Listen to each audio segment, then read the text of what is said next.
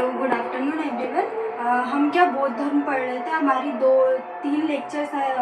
Lecture हो गए थे बौद्ध धर्म के, जिसमें हमने क्या बौद्ध धर्म का जो सामान्य परिचय है वो देख लिया था ना। सामान्य परिचय देख लिया, इसके सिद्धांत देख लिए थे हमने, है ना। और बौद्ध संगीति देख ली थी, है ना। संगीति देख ली थी, क्या बौद्ध संगीति देख ली थी। आज के हम बौद्ध संप्रदाय के बारे में पढ़ेंगे कि बौद्ध धर्म में कितने संप्रदाय थे। जैसे जैन धर्म में क्या दो संप्रदाय थे, हीनयान और दो संप्रदाय में बटे थे, दिगंबर और श्वेतांबर, है ना, जैन धर्म। वैसे ही बौद्ध धर्म कितने संप्रदाय में, 3 संप्रदाय में बटा हुआ था।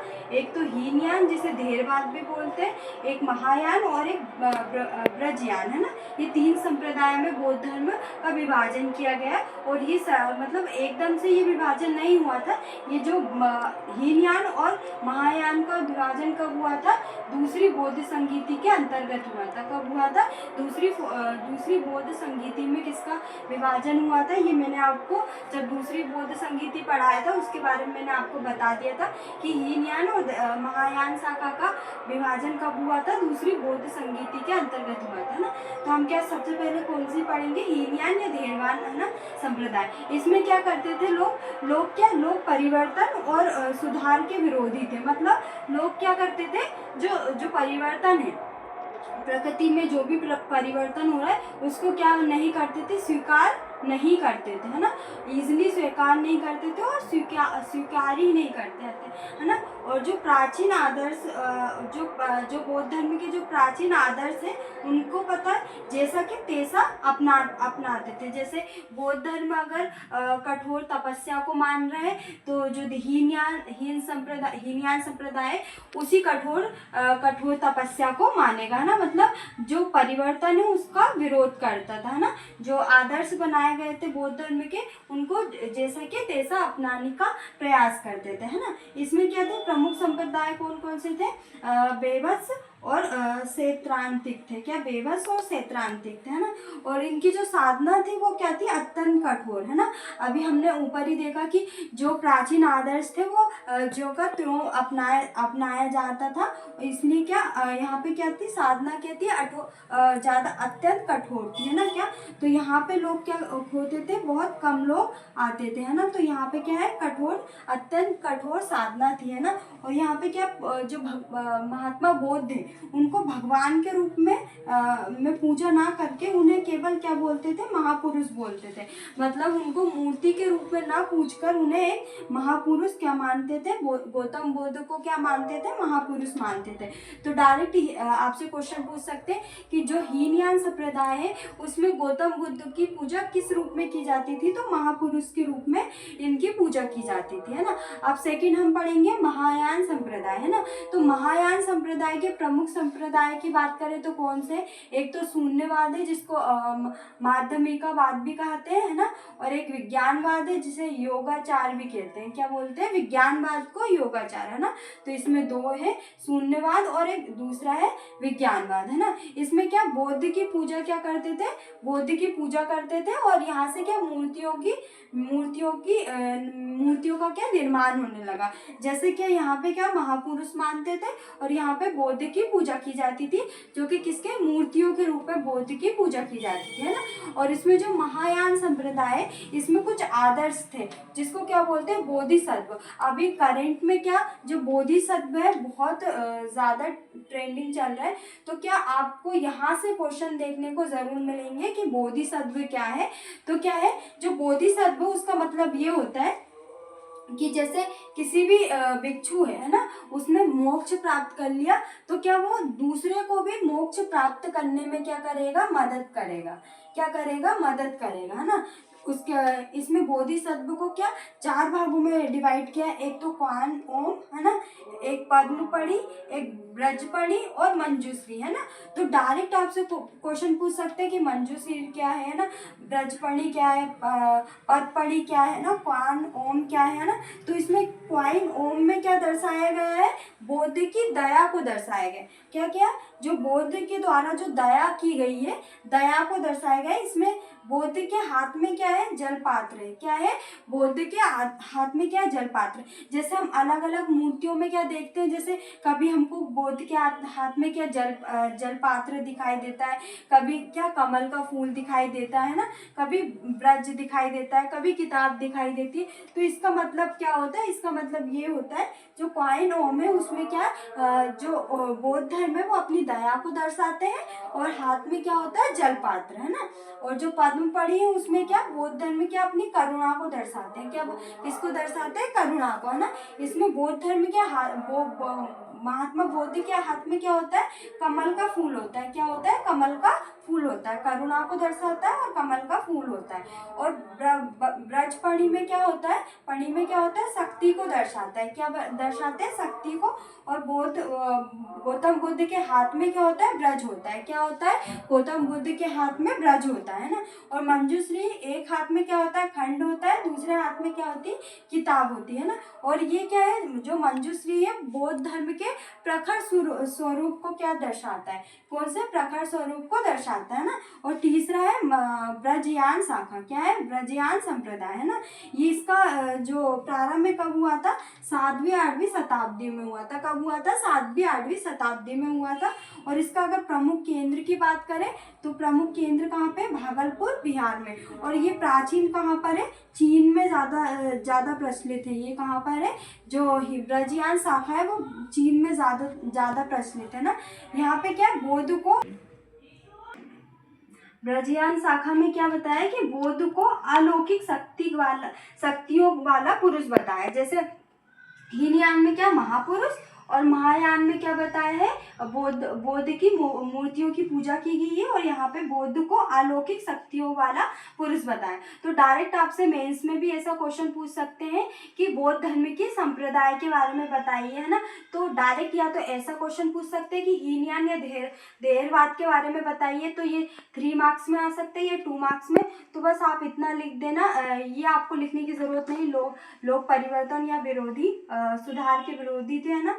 प्रमुख संप्रदाय लिख देना आप। और जो साधना थी अत्यंत कठोर और महापुरुष के रूप में मानते थे, है ना। और जो महायान शाखा है ये भी 3 मार्क्स या 2 मार्क्स में आ सकता है।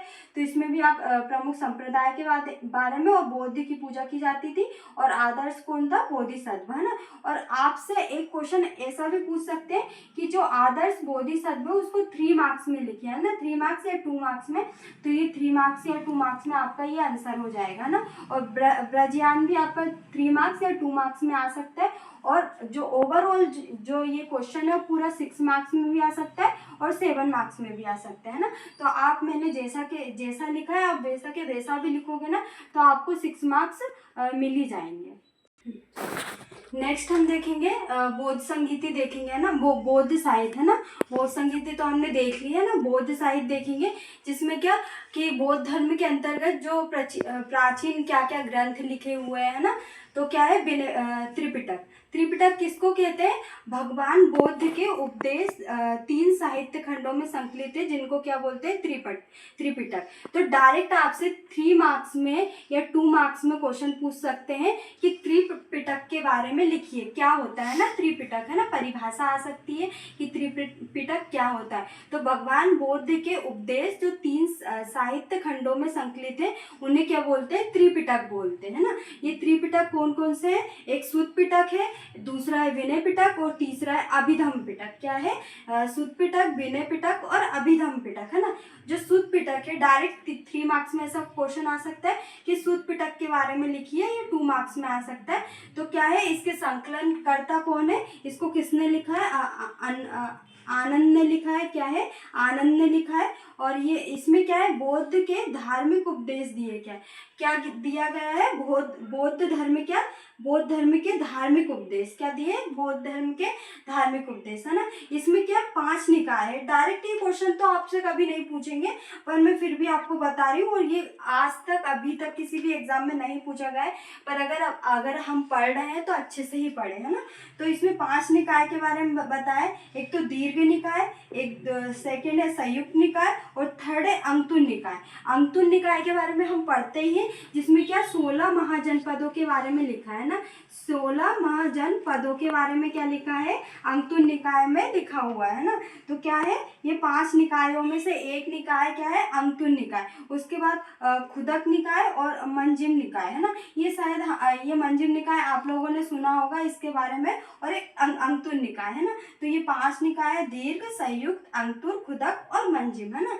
तो क्या सूत्र पिटक के बारे में हम क्या लिखेंगे, 3 मार्क्स या 2 मार्क्स में, संकलन करता आनंद है, बौद्ध के धार्मिक उपदेश दिए हैं, और 5 निकाय। 5 निकाय के बारे में आप ना भी लिखो तो भी आपको इसके नंबर मिल ही जाएंगे ना। तो आप ऐसा लिख सकते हैं कि त्रिपिटक में से एक है सूत्र पिटक, जिसके संकलनकर्ता कौन है, आनंद है, और इसमें बौद्ध के धार्मिक उपदेश के बारे में लिखा। तो आपके ये 20 वर्ड्स यहाँ पे कंप्लीट हो जाएंगे है ना। इसके बाद है विनय पिटक। विनय पिटक के संकलनकर्ता कौन है, उपाली है, और इसमें क्या है, बौद्ध संघ के अनुशासन और नियमों का वर्णन है। क्या है, बौद्ध संघ के अनुशासन और नियमों का वर्णन है कि किस तरीके से अनुशासित रहना चाहिए और क्या क्या नियम है ना, कि सुबह उठकर क्या करना चाहिए है ना, ये सब चीजें उनके नियमों के बारे में लिखा हुआ है ना।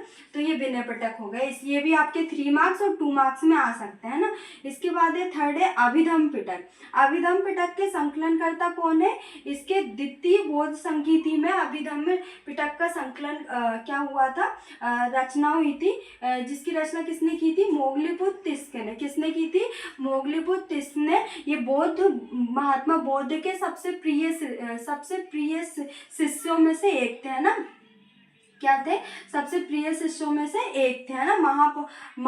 मोगलीपुत्र तिस्क कौन थे, मोगलीपुत्र तिस्क है ना। इनकी अस्थियां कहाँ पे है, सांची के स्तूप में है ना। कहाँ पे, सांची के स्तूप में इनकी अस्थियां हैं ना। और इसमें क्या है, अभिधम पिटक में क्या लिखा है, बौद्ध दर्शन का वर्णन किया गया। क्या है, बौद्ध दर्शन का वर्णन किया गया है ना। यहाँ पे क्या, बौद्ध दर्शन के बारे में हम आगे चल के पढ़ेंगे कि कितने दर्शन होते हैं ना। तो इसके अंतर्गत जो हमारा जैसे MPPSC का अभी जो एग्ज़ाम सिलेबस है 2024 में अभी बदला है, तो उसमें क्या षष्ठ दर्शन लिखा हुआ है, तो जिसके बारे में हम पढ़ेंगे। मेंस में भी है ये, और कहीं ना कहीं ये हमें प्री में भी थोड़ा बहुत पढ़ने को मिलेगा, तो इसके बारे में भी हम देखेंगे कि बौद्ध दर्शन क्या है। तो अभिधम पिटक में क्या है, बौद्ध दर्शन के बारे में वर्णन किया है ना। इसके बाद हम क्या पढ़ेंगे, जातक कथा है। जातक कथा है क्या है, इसमें क्या महात्मा बौद्ध के पूर्व जन्म की कहानी बताई है, किसमें, जातक कथा में। तो डायरेक्ट क्वेश्चन पूछ सकते हैं कि महात्मा बौद्ध के पूर्व जन्म की कहानी किसमें लिखी हुई है, तो जातक कथाओं में महात्मा बौद्ध के पूर्व जन्म की कहानियों का वर्णन है ना। और बौद्ध चरित्र क्या है, बौद्ध चरित्र क्या संस्कृत भाषा में लिखा हुआ ग्रंथ है, और इसके रचयिता कौन है, अश्वघोष द्वारा ये रचित है। और इसमें क्या बौद्ध धर्म की शिक्षाओं के बारे में लिखा हुआ है, जिसमें बौद्ध धर्म की शिक्षा क्या है, अष्टांगिक मार्ग है ना, और मध्यम मार्ग के बारे में जो मैंने आपको पढ़ाया था ना, इनकी शिक्षाओं के बारे में ना। इसको क्या बौद्धों की क्या बोलते हैं, रामायण बोलते हैं। क्या बोलते हैं, बौद्धों की रामायण बोलते हैं। तो डायरेक्ट इसमें से 3 क्वेश्चन बन सकते हैं आपसे है ना। ये बौद्ध चरित्र किस भाषा में लिखा है, तो संस्कृत भाषा में लिखा है। किसके द्वारा रचित है, तो अश्वघोष द्वारा रचित है। और इसमें बौद्ध धर्म की क्या है, शिक्षाओं का वर्णन है। और चौथा क्वेश्चन कौन सा बन सकता है, बौद्ध चरित्र को क्या बौद्धों की रामायण बोलते हैं ना, कि बौद्धों की रामायण किसको बोलते हैं, बौद्ध चरित्र को बोलते हैं ना। और धम्मपद किसको बोलते हैं, धम्मपद क्या है, ये पाली भाषा में लिखा हुआ है। इसको क्या बौद्धों की क्या बोलते हैं, गीता बोल सकते हैं। इसमें भी 2 क्वेश्चन आ सकते हैं कि धम्मपद किस भाषा में लिखा है, तो पाली भाषा में लिखा है। और इस बौद्धों की गीता किसको कहते हैं, तो धम्मपद को कहते हैं ना। इसमें आप कंफ्यूज हो सकते हैं कि बौद्धों की रामायण किसको कहते हैं और बौद्धों की गीता किसको कह सकते हैं ना। और दीपवंश क्या है, दीपवंश में क्या सिंहल द्वीप के बारे में वर्णन किया है। सिंहल द्वीप पुराना नाम, सिंहल द्वीप किसका नाम है, श्रीलंका का। और इसमें क्या है, ये प्राचीन ग्रंथ है ना यहाँ का दीपवंश। इसके बाद हम पढ़ेंगे महावंश। महावंश किसने लिखा है, बृहतंत्र महामाया ने लिखा है। और इसमें क्या मगध के राजाओं की सूची का वर्णन है। क्या है? मगध के राजाओं की सूचियों का वर्णन है। इसके बाद हम पढ़ेंगे मिलिंद पन्हो, है ना। मिलिंद पन्हो क्या है? मिलिंद पन्हो में क्या लिखा है कि जो नागसेन है और मिनांडर है ना, इसके रचयिता कौन है? नागसेन है। और इसमें क्या लिखा है? मिनांडर और नागसेन के बीच वार्तालाप के बारे में लिखा हुआ है। क्या है? नागसेन और मिनांडर है। नागसेन क्या है? बौद्ध भिक्षु है ना, और मिनांडर जो विदेशी यात्री वो है ना। तो मिनांडर और नागसेन के बीच में वार्तालाप के बारे में वर्णन किया है। किसमें? मिलिंद पन्हो में। तो डायरेक्ट पूछ सकते हैं क्वेश्चन कि मिलिंद पन्हो की रचना किसने की है? तो नागसेन द्वारा रचित है। और इसमें किस चीज का वर्णन किया है? मिनांडर और नागसेन के वार्तालाप का वर्णन किया गया है ना।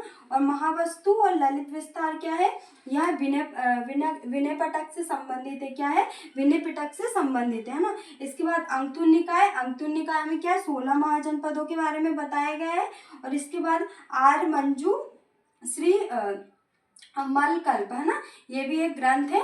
इसमें क्या बौद्ध दृष्टिकोण के बारे में बताया गया है। तो अभी हमने क्या जो बौद्ध साहित्य में क्या क्या ग्रंथ है ना, इसके बारे में हमने देखा। और बौद्ध संगीति भी देख लिया है ना, संप्रदाय भी देख लिया, और भी चीजें हैं तो हम बौद्ध धर्म के अंतर्गत पढ़ते हैं ना।